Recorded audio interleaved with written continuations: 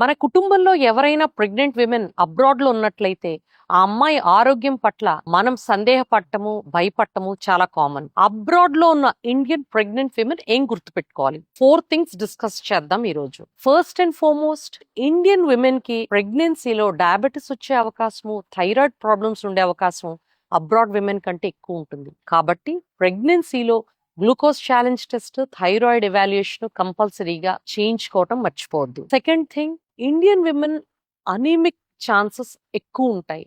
So haemoglobin estimation, vitamin B12 estimation, అలాగే vitamin D estimation మర్చిపోవద్దు. Third, Indian babies చిన్నగా ఉంటారు. సో ప్రతి చిన్న బేబీని స్మాల్ ఫర్ జెస్టేషన్ బేబీగా లేబుల్ చేయకుండా ఎథ్నికలీ అడ్జస్టెడ్ గ్రోత్ ఇంటర్ప్రిటేషన్ రిక్వెస్ట్ చేయండి. ఇండియా నుంచి అబ్రాడ్ వెళ్ళిన కొద్ది రోజులు కొద్ది వారాల తర్వాత గనక ఫీవర్ వచ్చినట్లయితే ఇండియన్ ఫీవర్స్ మర్చిపోవద్దు. మలేరియా కావచ్చు, టైఫాయిడ్ కావచ్చు, డెంగీ కావచ్చు, ఈవెన్ ట్యూబర్క్లోసిస్ కూడా కావచ్చు. Thank you.